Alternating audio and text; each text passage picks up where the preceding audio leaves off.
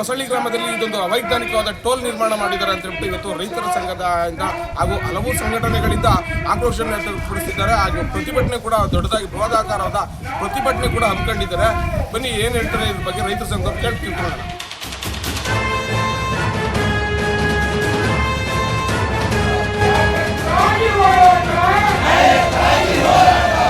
ಏನು ಲಾರಿಗಳೆಲ್ಲ ಅಲ್ಲೇ ಹೈವೇನಲ್ಲೇ ಹಾಕ್ಯೋ ಅಲ್ಲೇ ವಸೂಲಿ ಮಾಡಿ ಬಿಡು.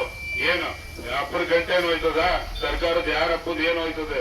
ರೈತರು ಅನೇಕ ಜಮೀನುಗಳನ್ನ ಒತ್ತು ಇದನ್ ಮಾಡ್ಕೊಂಡು ಮಾಡಿದೀರ. ಏನು ಹೆಬ್ಬಾವ್ ತರ ಏನ್ ರೋಡ್ ಮಾಡೋ ಹುಟ್ಟ ಇದು?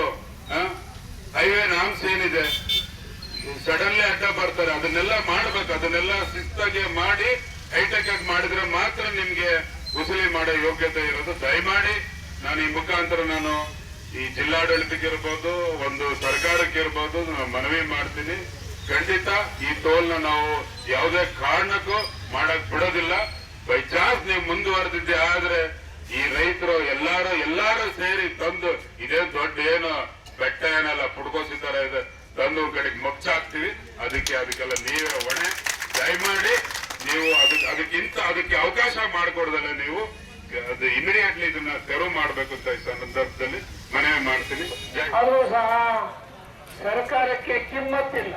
ಯಾಕೆಂದ್ರೆ ನಮ್ಮ ಸಮಸ್ಯೆನ ಆಲಿಸಿ ಅದು ಪರಿಹಾರ ಕಂಡುಹಿಡಿಯಬೇಕಾದಂತ ಕರ್ತವ್ಯ ತಾಲೂಕ್ ಮಟ್ಟದಲ್ಲಿ ತಾಲೂಕ್ ದಂಡಾಧಿಕಾರಿಗಳಿರ್ಬೋದು, ತಾಲೂಕ್ ಶಾಸಕರಿರ್ಬೋದು, ತಾಲೂಕಿನ ಎಲ್ಲ ರಾಜಕೀಯ ಮುಖಂಡಗಳಿರ್ಬೋದು.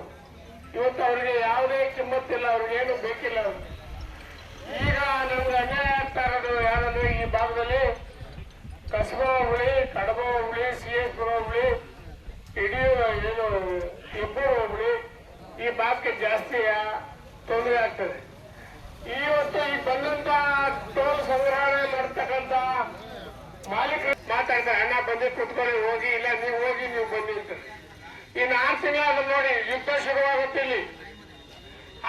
ಅವ್ರೇನ್ ಮಾಡ್ತಾರೆ ಅಂದ್ರೆ ಬೇರೆ ಬೇರೆ ತಂದು ಹಾಕ್ತಾರೆ. ಅವರು ಕನ್ನಡ ಗೊತ್ತಿಲ್ಲ ನೋಡ್ರಿ. ನಮ್ಮ ರಾಜ್ಯದ ಬಗ್ಗೆ ಪರಿಸ್ಥಿತಿ ಯೋಚನೆ ಮಾಡಿ. ನಮ್ಮ ರಾಜ್ಯದವ್ರು ಯಾರಿಗಾರು ಕೂಡ ಯೋಗ್ಯತೆ ಇಲ್ವೇನ್ರಿ ಟೆಂಡರ್ಗೆ? ಇವು ಯಾರು ಬಿಹಾರದ ಗುಜರಾತ್ ಟೆಂಡರ್ ಕೊಟ್ಟಿದ್ದಾರೆ ಅಂತ ಹೇಳ್ತಿರಲ್ಲ. ಇಲ್ಲಿ ನಮ್ಮ ರಾಜ್ಯದಲ್ಲಿ ಯಾರು ಗುತ್ತಿಗೆದಾರ ಇಲ್ವಾ? ಟೆಂಡರ್ಸ್ ಯಾರು ಇಲ್ಲ ನಮ್ಮ ರಾಜ್ಯದಲ್ಲಿ. ಇವತ್ತೇನಾಗಿದೆ